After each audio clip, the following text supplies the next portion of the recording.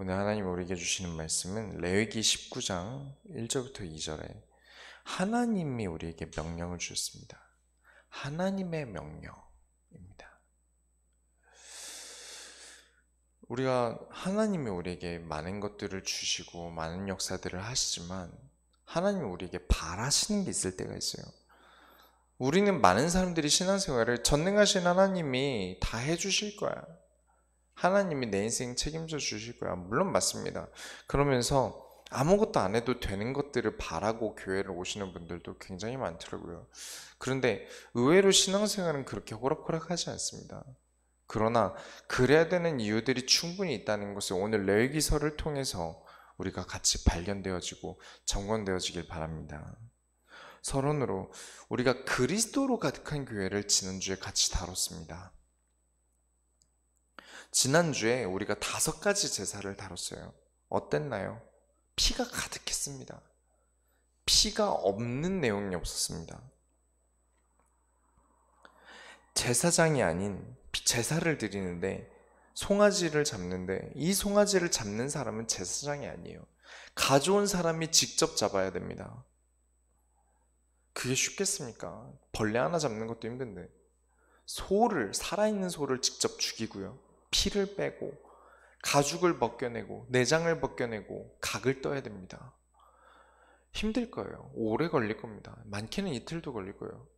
그 작업을 하면서 내 온몸에 피가 튈 겁니다. 우리는 그렇게 그리스도를 깨닫게끔 하나님 가르치셨습니다. 여러분이 예배를 나오셨습니다. 예배를 드리고 계십니다. 말씀을 듣고 계십니다. 그렇다면 여러분은 생각하셔야 됩니다. 하나님의 말씀을 듣는 우리가 하나님께 나를 이렇게 드렸어야 됩니다. 마치 소를 잡듯이 오늘 하루 하나님 앞에서 온전한 예배가 되길 원합니다. 피냄새가 진동하고 거기다가 태워야 되는데 번제는 아예 재가 될 때까지 태워야 돼요. 적당히 구워서 맛있는 냄새가 날 때가 아니라 완전 탄내가 좋습니까? 근데 하나님은 이 탄내를 향기로운 냄새라고 하십니다. 왜죠?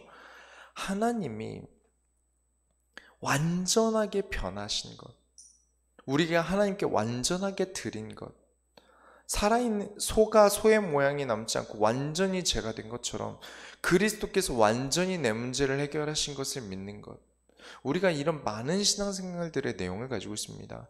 결국 많은 내용을 가지고 있지만 단 한 가지를 생각하셔야 됩니다. 여러분은 그리스도로 가득하시기 바랍니다. 우리의 인생이 그리스도로 가득해야 합니다. 하나님이 그것을 가르치시는 작업을 제사를 통해 하셨어요. 그리고 제사장에게는 어떻게 하셨습니까? 처음에는 멋진 옷과 왕관 같은 관을 씌우시고, 제사장만 그러셨나요? 제사장의 집안의 아들들까지도 멋진 옷을 입히고 멋진 관을 씌워놓고 마치 왕자가 된 것 같겠죠.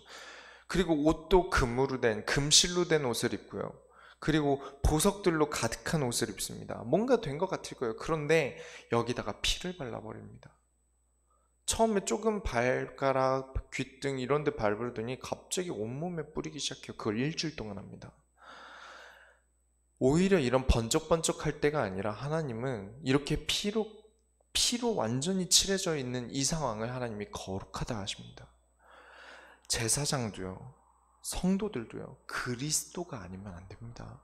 그리스도로 가득하지 않으면 하나님이 올바르게 여기지 않으십니다.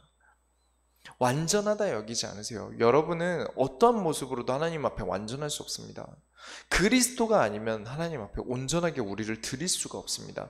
어느 누구도 마찬가지입니다. 그리고 특히 제사장은 조금 더 다시 다뤘습니다. 제사장은 또 한 번 부르셨습니다. 왜냐? 더 좋으라고요? 더 훌륭한 삶을 살라고? 더 행복한 삶을 살라고? 더 삐까번쩍한 삶을 살라고? 아닙니다. 더 힘들게 하셨어요. 아론의 아들 둘이 제사를 드리다가 죽었는데 한마디도 할 수 없습니다. 왜냐? 책임져야 될 것들이 있으니까요. 오늘도 다를 것입니다. 하나님이 제사장의 삶을 굉장히 고역하고요, 힘들게 만드셨습니다. 왜냐? 중요한 일을 다루기 때문입니다. 우리 인생의 가장 중요한 것이 무엇입니까? 가장 우선순위가 되어야 되는 게 무엇이죠? 그리스도를 말하는 일이기 때문입니다. 그리스도를 가장 충분하게 누구보다 거룩하게 누려야 되기 때문에 가장 중요하고 가장 책임 있는 일입니다. 제사장에게 책임을 가르치셨습니다. 그러면서 오늘은 우리가 이 그리스도로 가득한 교회에서 우리가 그리스도로 가득한 현장으로 나아가야겠습니다. 단순히 교회에서만 그리스도로 가득한 것이 아니라 하나님 우리 삶에 법을 주셨어요. 하나님이 백성들에게 내리신 명령이 있습니다. 우리가 오늘은 그것을 살펴보겠습니다. 본론 첫 번째로 하나님의 백성에게 내리신 명령이 있습니다. 지난주까지 예배와 제사장을 두고 하나님이 명령을 주셨다면 이번 주에는 레위기서를 통해서 하나님께서 인간의 삶에 주신 명령을 찾아보도록 하겠습니다. 유출병이라는 병이 있습니다. 첫 번째로 유출병이 있습니다. 15장 1절부터 2절에 보면 레위기서 15장 1절부터 2절에 보면 여호와께서 모세와 아론에게 말씀하여 이르시되 이스라엘 자손에게 말하여 이르라 누구든지 그의 몸에 유출병이 있으면 그 유출병으로 말미암아 부정한 자라. 이 유출병이라는 것은 피가 밖으로 나오는 것을 유출병이라 했습니다. 우리가 생각하는 거 굉장히 큰 병일 것 같지 않습니까? 입 밖으로 이렇게 뭔가 피가 토해져 나왔다 이런 것을 생각하겠지만 그냥 사소하게 어디가 찢겨서 피만 나와도 유출병으로 여겼습니다. 그런 것들 무엇이 되든지 코피가 나왔든지 생리가 있었든지 무엇이 됐든 피가 나왔다면 유출병이라고 여겼어요. 우리가 병에 대한 거리감이 있지 않습니까? 거룩하다 하지 않는 게 부정하다라는 말도 굉장히 나쁜 말로 쓰지 않습니까? 거기다가 뭐 이런 것까지 당연한 것까지 병으로 여깁니까? 생각할 수 있습니다. 거기다가 유출병에 대해서 내내 나오는 설명들이 부정하다라는 단어를 씁니다. 부정하다는 게 뭐죠?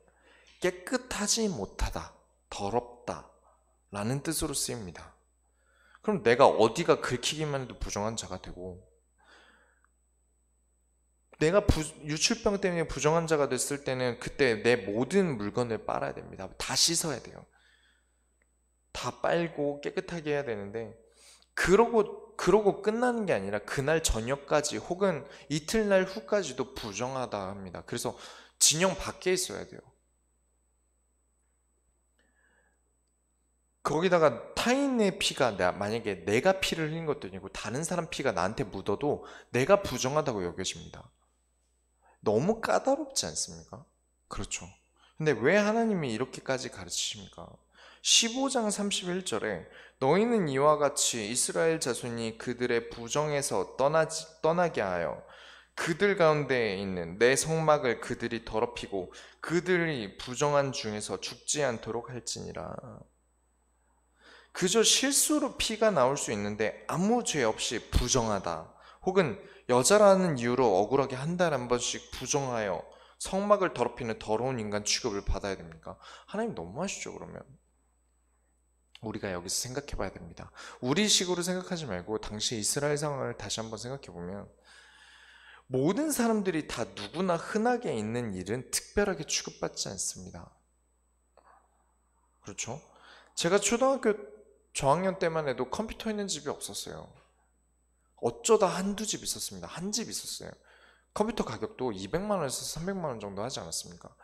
그 집은 특별했어요. 와, 컴퓨터 있대 그 집에. 근데 지금은 어떻습니까? 컴퓨터 있는 집이 특별합니까? 뭐 특별한 컴퓨터가 있다면 특별하겠지만 그것도 누가 구분하겠습니까? 아는 사람만 알겠죠. 그런 것처럼 이때 당시에 이런 병이라는 단어를 쓰긴 하지만 특별하게 여기진 않았습니다. 하지만 하나님은 피라는 것을 특별하게 여겨주셨다는 겁니다. 사람끼리는 피 흘릴 수 있지 하고 넘어갈 수 있지만 하나님 앞에서는 피 자체를 흘리는 것에 대해서 쉽게 허락하지 않으셨다는 겁니다. 왜 이런 흔한 것에 대해서 하나님은 부정하다 여겼냐면 방금 읽은 31절에 힌트가 있습니다. 우리는 무엇이 있고 없고로 천국과 지옥으로 나눠집니까? 뭐가 있어야 천국에 가죠? 우리는 그리스도가 없으면 천국에 갈 수 없습니다. 피는 무엇입니까? 무엇을 설명합니까? 피, 생명, 어린 양 다 무엇을 설명합니까? 그리스도를 설명하는 데 있습니다. 우리는 그리스도가 없으면 부정한 자입니다. 피 흘림을 통해 깨닫는 것입니다.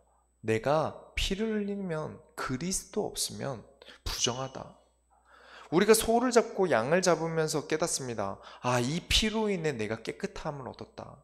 근데 내가 피를 흘린다. 아, 나는 하나님 앞에서 부정하다. 왜냐? 내 피를 흘린 게 아니라 나는 그리스도를 흘렸다.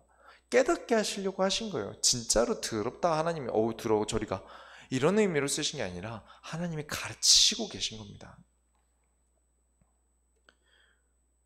그렇기 때문에 우리는 항상 그리스도가 없다면 죄인이다. 나는 그리스도 없으면 안 되는 존재다. 라는 것들을 상징적인 의미로 우리에게 가르치신 것입니다. 여러분이 그리스도로 가득한 교회가 된 것처럼 우리 현장에서는 그리스도로 가득한 몸이 되시기 바랍니다. 그리고 또 한 가지는 나를 함부로 훼손시키지 않게 하시기 위해서입니다. 하나님 앞에서 정결하기 위해서 나를 함부로 다루지 않게 하시려고 하시는 겁니다. 나 자신을 소중하게 다루는 것이죠. 내가 남을 해쳐도 내게 피가 묻습니다. 내가 찔러서 피가 튀면 내게 묻겠죠. 그럼 나도 부정해집니다. 다른 사람까지도 소중하게 여기지 않으면 안 됩니다. 그런데 우리가 왜 하나님 자녀를 소중하게 여겨야 된다고 말씀드렸습니까? 여기 서 있는 제가 여러분을 소중하게 여기는 가장 첫 번째 이유가 뭐라고 설명드렸습니까? 여러분에게 그리스도가 있으니까요. 저에게 그리스도가 있으니까요. 그리스도가 있기 때문에 소중한 것입니다. 그렇죠. 이 율법은 불신자에게 해당되는 법이 아닙니다. 하나님의 법은 하나님의 자녀에게 주신 법이에요. 여러분은 그리스도 때문에 소중합니다. 내가 그리스도를 잊고 나를 훼손시켜요. 어떻게 훼손시키죠? 놉니다.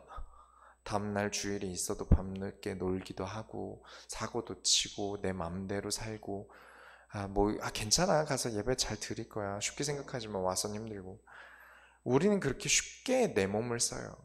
하나님 앞에서 하나님이 기준이 되는 인생을 살고 있는 게 아니라 내 스스로 훼손시키는 일을 참 많이 합니다.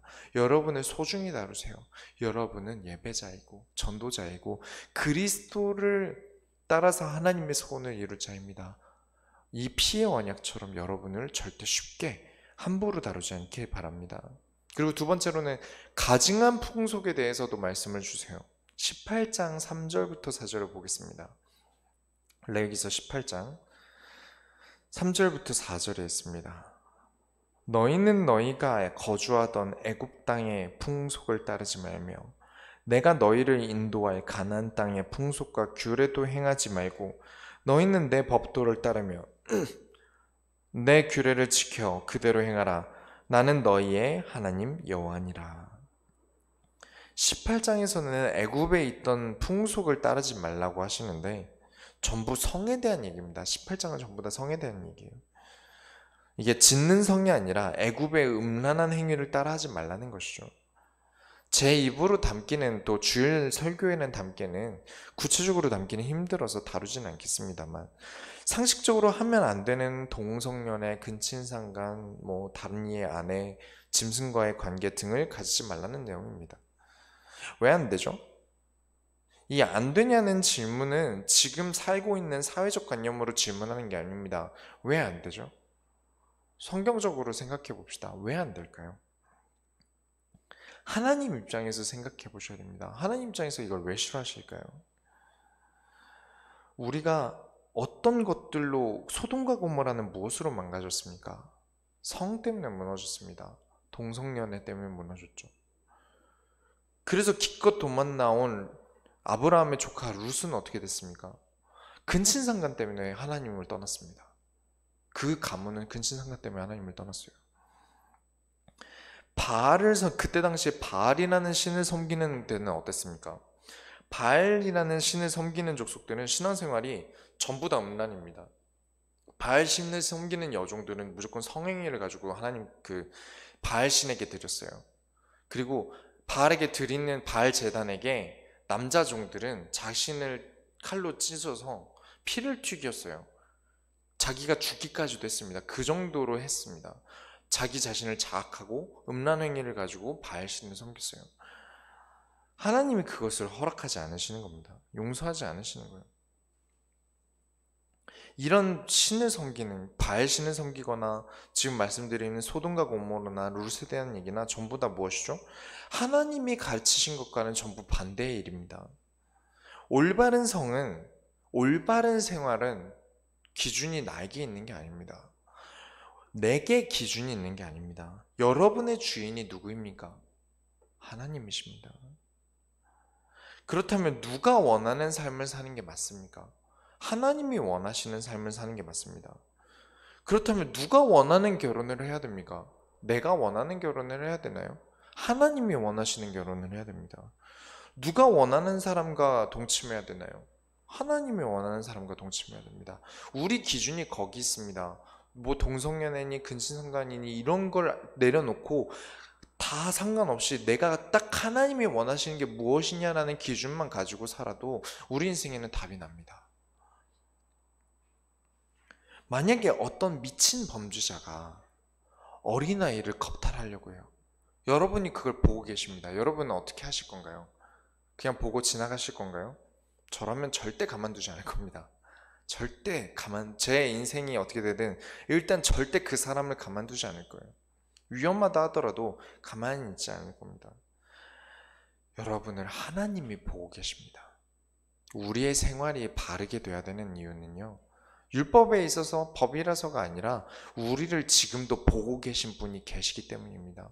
어떤 도둑이 경찰이 보고 있는데 도둑질을 하겠습니까? 그렇죠. 우리의 삶이 바를 수밖에 없는 이유는, 성숙한 그리스도인이 생활을 바르게 할 수밖에 없는 이유는 내가 그리스도인이라 바르게 해야지, 나는 교회 다니니까 바르게 해야지가 아니라 그리스도께서 지금도 나를 보고 계시고 내 안에 계시기 때문입니다. 그래서 18장 24절부터 25절에 너희는 이 모든 일로 스스로 더럽히지 말라. 내가 너희 앞에서 쫓아내는 족속들이 이 모든 일로 말미암아 더러워졌고 그 땅도 더러워졌으므로 내가 그 악으로 말미암아 벌하고 그 땅도 스스로 그 주민을 토하여 내느니라. 하나님이 보시기에 도무지 두고 볼 수 없는 죄악의 성을 그냥 두실 수 없는 겁니다. 여러분이 주인이 여러분이 아니에요. 절대 인지하셔야 됩니다. 내 스스로의 선택을 내 마음대로 하시면 안 됩니다. 내 주인의 허락이 떨어지기 전까지 종은 움직이는 게 아니에요. 여러분, 무조건 하나님께, 특히 성만 가지고 18장은 다 다뤘습니다. 왜냐? 그만큼 중요해서요. 쉽게 버리기 때문입니다. 우리는 하나님께 인도받아서 하나님이 원하시는 것을 해야 됩니다. 인간이 행복하려고 절대 결혼하시면 안 됩니다. 아직 결혼 안 하신 분들은 내가 행복하려고 결혼하시면 안 됩니다. 하나님이 기뻐하시는 결혼을 해야죠. 왜냐? 하나님이 내 행복의 주관자입니다. 사람을 통해 행복할 수 있을 거라고 생각하십니까? 그건 없습니다. 보고 계신 하나님이 기쁜 나쁠 사람과 관계하는 것을 누가 좋아하겠습니까? 하나님이 좋아하시지 않으세요. 진짜 혐오스러운 걸 계속 보면 어떻게 됩니까? 속이 울렁거리죠. 토할 것 같지 않습니까? 오죽하면 방금 읽은 구절에서 땅이 그 주민을 토하여 낸다고 하겠습니까? 그만큼 싫으신 겁니다. 여러분, 여러분의 주인이 누군지 아시길 바랍니다. 사회적으로 동성애 같은 게 지금도 참 이슈예요. 얼마 전에도 기독교계에서도 동성애가 참 문제였고요. 이것을 우리가 이 구약 시대를 산다면 다 죽여서 해결하면 됩니다. 그런데 우리는 율법 아래에 있지 않습니다. 법을 지킬 수가 없어요. 지금은 21세기입니다. 우리는 율법을 가지고 심판할 수 없습니다. 그 당시에는 무서워서 동성애를 할 수 없었다면 지금은 어쩔 수 없이 막을 방법이 없습니다. 심판이 불가하기 때문에 또 우리 역시도 율법을 지킬 방법이 없어요. 그들에게 율법 지켜라, 동성연애는 불법이다, 하나님이 원하지 않으신다 강요할 수 없는 이유는 우리도 율법을 지킬 방법이 없어요. 그렇다면 동성애를 하면 안 되는 이유를 납득 못하는 사람에게 강요할 수 없습니다. 동성애에 대해서는 강요해서 말하면 안 돼요. 그렇지만 이런 거에 대해서 또 쉽게 복음 없어서 그래, 다 그리스도 몰라서 그래, 쉽게 말할 수도 없습니다. 다 인간의 인생은 깊은 사연들이 있으니까요. 어떠한 것도 어떤 율법적인 것에서나 그 교회에 대한 법에 대해서나 함부로 쉽게 떠들 수 없습니다. 특히 지난주 오후 예배 때도 말씀드렸지만 복음을 가지고 변화되는 것은 하루아침에 되는 일이 아닙니다. 동성애나 여러 가지 내가 가지고 있는 성에 대한 법 문제라든가 이런 것들은 쉽게 바꿀 수 있는 게 아니에요. 우리의 인생도 그렇죠. 지난주 오후 메시지대로 변화되는 것은요, 어떤 성경의 인물들도 하루아침에 변해서 잘 된 사람이 없습니다. 긴 시간이 걸렸어요. 오랜 시간 동안 변화되는 과정들을 거쳤습니다. 최소 10년 이상은 걸렸어요. 분명히 이유들이 다 있었습니다. 그렇기 때문에 어떤 것도 강요하고 비판하는 식으로 가서는 안 됩니다. 우리가 어떠한 이런 성에 대한 문제에 대해서 정리되는 것은, 하나님이 싫다 하신 것을 한다면 그 사람은 아직 영적으로 성숙이 덜 된 것입니다. 하나님이 싫어하는 것을 한다면 아직 영적으로 성숙이 덜 된 거예요. 기다려주되 그 사람을 중직으로 세우거나 중요한 자리에 세워서는 안 됩니다. 아직 그런 문제가 있는 사람이라면 중요한 일을 맡기면 안 돼요. 성에 문제가 있는 사람을 교역자로 세운다? 절대 안 됩니다. 그거는 길을 쓰고 막아야 됩니다. 살려야 하니까 눈 감아준다? 지난주 강단을 보셨다면 그런 말씀을 못 하실 겁니다. 목회는 그런 말장난을 해서 될 것이 아닙니다. 목회자는, 제사장은 백성을 위해 자신의 인생도 포기해야 합니다. 그런 삶을 살아야만 합니다. 그렇게 지어졌고요. 하나님이 그걸 원하시니까요. 그런데 내 삶을 위해서 음란의 문제에 빠지는 건 아닙니까? 그런 교역자는 절대 세워서는 안 됩니다. 그런 목회자는 절대 세워서는 안 돼요. 지난주 아론은 자기 아들의 죽음도 모른 채 했어야 됐습니다. 성도의 영적 지식에 대해서 성숙도는 사실 그 사람의 연애나 결혼만 봐도 알 수는 있습니다. 음란 행위와 하나님의 섬김을 같이 할 수는 없지 않습니까? 그렇기 때문에 불신자와의 결혼도 사실은 허락할 수 없어요. 성경적으로는요.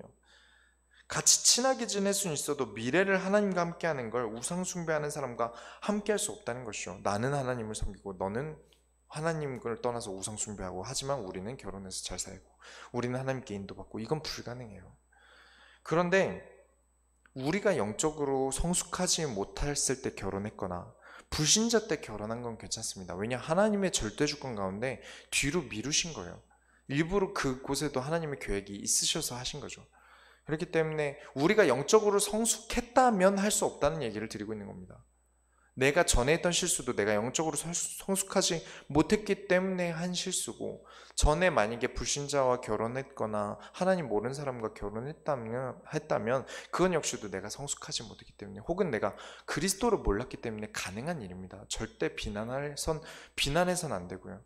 비난해서는 안 됩니다. 그러나 내가 지금 영적으로 성숙했다 한다면 하나님이 원하시는 것에 도전하셔야 됩니다. 그래서 불신자와의 결혼은 구원의 변화가 없는 사람과의 성 역시도 하나님 입장에서는 불가 판정을 내리신다. 그게 법이다. 라는 것 정도만 이해하시면 되겠습니다.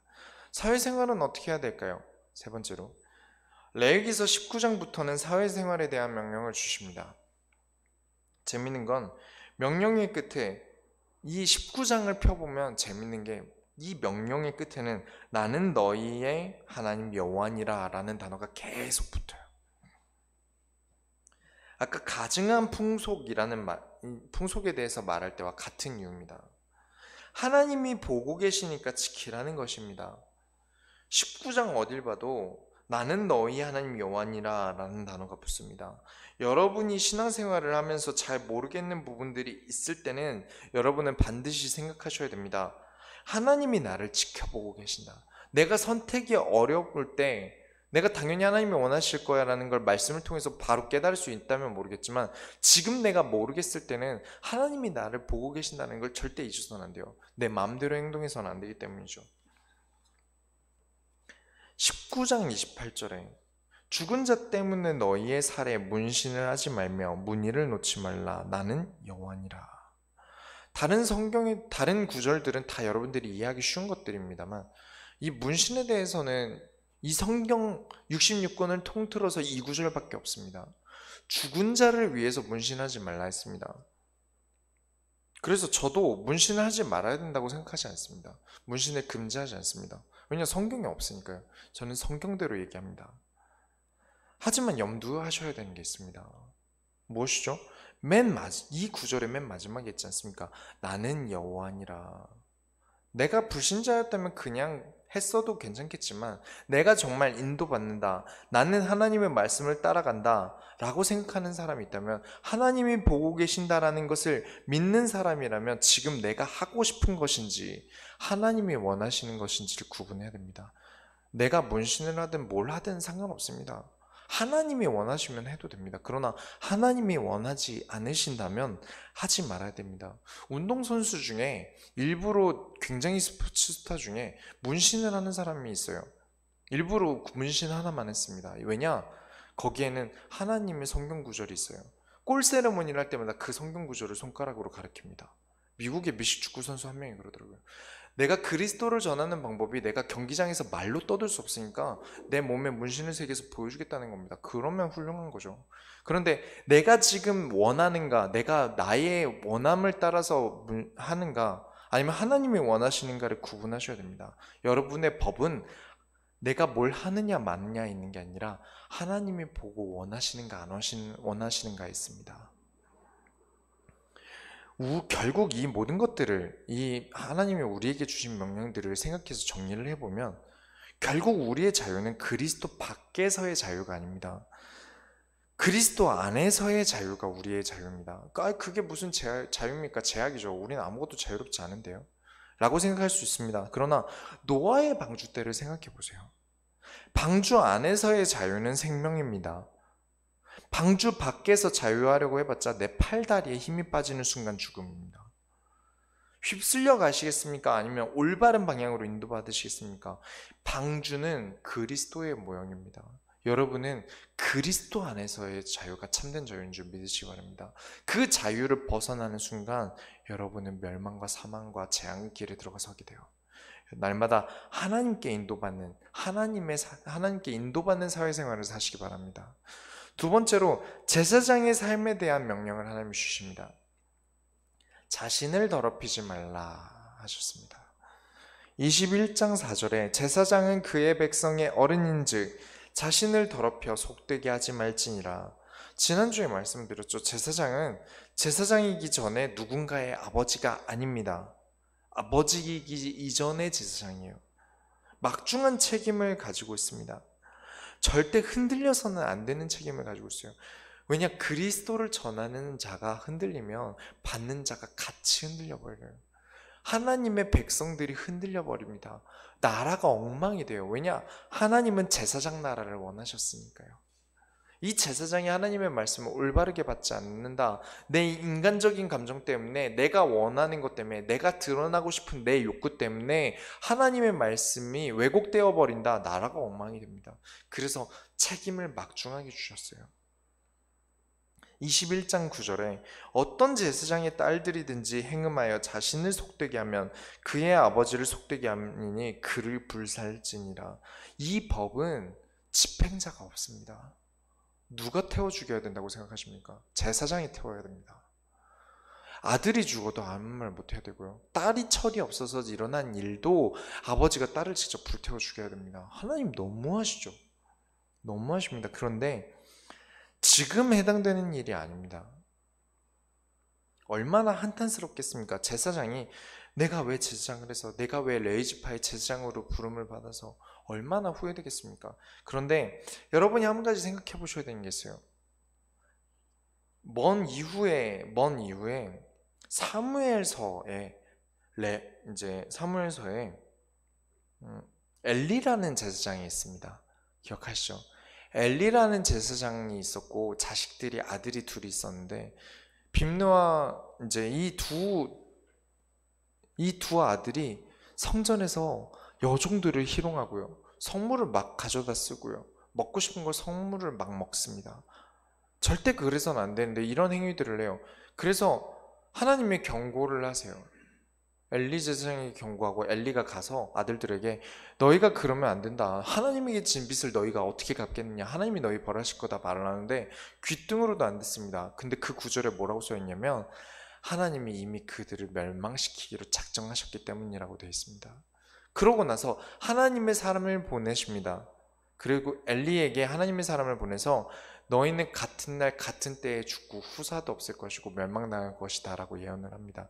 그리고 진짜로 전쟁이 나고요, 전쟁 때문에 전쟁 때문에 나라에 많은 사람이 죽고 이제 성막까지 쳐들어와서 성막에서 이 두 아들이 죽고 아버지 엘리의 제사장이 죽고 거기 있는 언약궤를 적군에게 뺏깁니다. 나라가 엉망이 돼요. 제사장 한 명이 바로 서지 않으면, 한 명이 내가 내 자식에 대해서도 결단하지 못하면, 흔들려 버리면 나라가 전쟁에서도 패배합니다. 나라의 보물인 언약궤를 뺏겨버려요. 여러분에게 언약이 뺏기지 않으려면 목회자가 바로 서야 됩니다. 이건 어느 교회나 마찬가지입니다. 목회자가 올바로 서지 않으면 모든 교회의 성도들의 언약이 뺏기고 비밀이 뺏겨버립니다. 그런데 성도 탓을 할 수 있습니까? 성도가 문제가 생기고 성도에게 흔들리는 문제는 무조건 제사장 탓입니다. 제사장이 흔들렸기 때문에요. 제사장이 아무 문제 없었어도 하나님은 제사장 탓을 하십니다. 그러려고 세워놓으신 거니까요. 멋있어 보이십니까? 대단한 직업 같습니까? 아닙니다. 정말 힘든 직업일 수밖에 없고 정말 무거운 직업일 수밖에 없습니다. 그러나 이것은 정말 큰 축복입니다. 힘들지만, 왜냐? 하나님의 말씀을 전한다는 것 자체만으로도 만족할 수 있어야 됩니다. 내가 그리스도 때문에라도, 그리스도로 가득한 것만으로도 행복할 수 있어야 합니다. 어렵지만 힘들지만 우리는 그리스도를 따라서, 제사장 역시도 무겁지만 날마다 이 어떠한 것에서도 자유로울 수 없고 더 제약에 묶여 있는 것 역시도 우리가 그리스도를 누림으로써 나아가야 합니다. 그렇지 않으면 성도를 사단에게 뺏겨요. 언약을 사단에게 뺏깁니다. 얻은 사람들이 마찬가지입니까? 목회자만 그렇나요? 제사장만 그렇나요? 아닙니다. 제사장의 가족들까지도 책임을 져야 됩니다. 희생해야 돼요.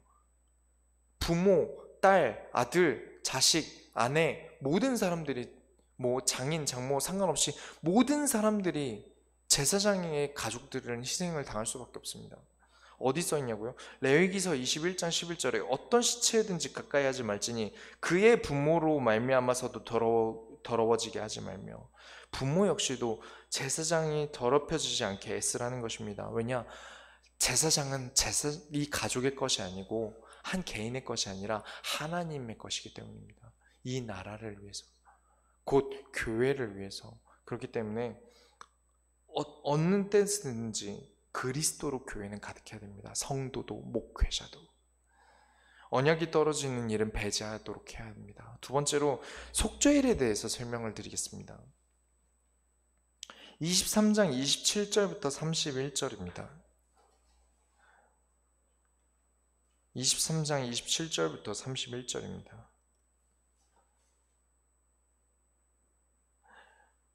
찾으셨으면 다 같이 읽겠습니다. 일곱째 달 여름날은 속죄일이니 너희는 성회를 열고 스스로 괴롭게 하며 여호와께 화제를 드리고 이날에는 어떤 일도 하지 말 것은 너희를 위하여 너희 하나님 여호와 앞에 속죄할 속죄일이 됨이라. 이날에 스스로 괴롭게 하지 아니하는 자는 그 백성 중에서 끊어질 것이라. 이 날에 누구든지 어떤 일이라도 하는 자는 내가 그의 백성 중에서 멸절시키리니 너희는 아무 일도 하지 말라. 이는 너희가 거주하는 각 처에서 대대로 지킬 영원한 규례니라. 속죄일에는 스스로 자책하라는 뜻일까요? 나를 막 때릴까요? 무슨 죄가 있는지 모르겠지만 하나님 일단 나는 죄인입니다 해볼까요? 그런 뜻으로 하나님이 주신 걸까요? 속죄일이 뭐길래 스스로 괴롭게 하지 않으면 백성 중에서 멸절시켜 버리겠다고 이렇게 강하게 얘기하십니까? 그리고 왜 이날은 아무것도 하지 말라는 걸까요? 하나님이 그리스도를 엄청 설명하고 싶으셔서 만드신 구절입니다. 우리가 16장으로 돌아가 보겠습니다. 레위기서 16장에 6절부터 10절을 다 같이 읽겠습니다.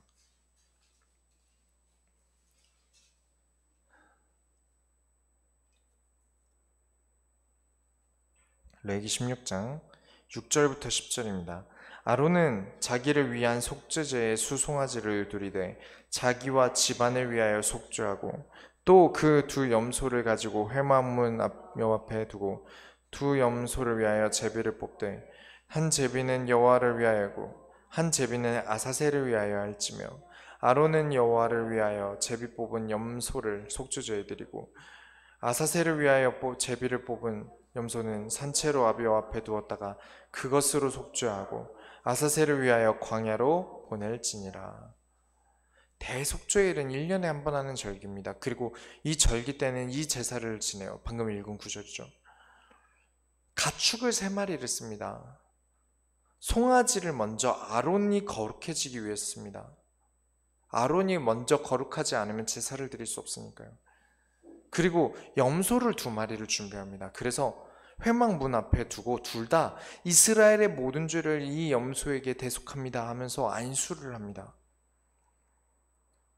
그렇게 안수를 하는데 한 마리는 이 자리에서 제비를 뽑아서 한 마리는 하나님께 제사로 드리고요. 한 마리는 광야로 내쫓습니다. 근데 아사셀을 위하여라고 합니다. 이 아사셀은 지금도 이스라엘에선 욕으로 쓰입니다. 저주를 짊어지고 꺼져라 라는 뜻으로 쓴대요. 그리고 성경에서는 아사셀을 귀신이라고 표현을 합니다. 마귀라고 표현을 해요. 마귀를 위하여 양을 왜 줍니까? 그리스도는 인간을 위해서 십자가에 못 박혀서 돌아가셨습니다. 맞죠? 그리고 사단에게 내어준 바 되셨습니다. 하나님이 그리스도를 설명하고 계신 거예요. 너희가 그리스도를 안다면 내가 죄인이었는데 나를 위하여 그리스도께서 대신 돌아가셨구나. 나 스스로를 괴롭게 하라는 것입니다. 그리스도를 누리라는 것입니다. 1년에 한 번이라도 하루 동안 일을 쉬면서 나 그리스도께서 나를 위하여 그리스도께서 나를 위하여 십자가에 못 박혀서 돌아가셨고 이 양이 광야에 버려진 바처럼 하나님이 그리스도를 너무 사랑하시지만 우리를 위하여 버리신 바 되셨다. 그리스도를 누리라는 것입니다. 그래서 대속죄의 일을 합니다. 예수님께서도 십자가에 돌아가실 때 이런 말씀을 하셨습니다. 라바 사박다니라고 하셨습니다. 무슨 뜻이죠? 아버지여 나를 어찌 버리셨나이까 라는 뜻입니다. 하나님께 버리신 바 되셨습니다. 그 정도로 인간을 구원하셨어요. 절대 쉬운 게 아닙니다. 인간이 하나님을 떠났을 때부터 이미 빠르게 작정하신 거예요. 그리스도를 보내시기로. 이 레위기서와 예수님이 나타나신 거는 길이 차이가 꽤 깁니다. 많은 시간이 걸렸어요.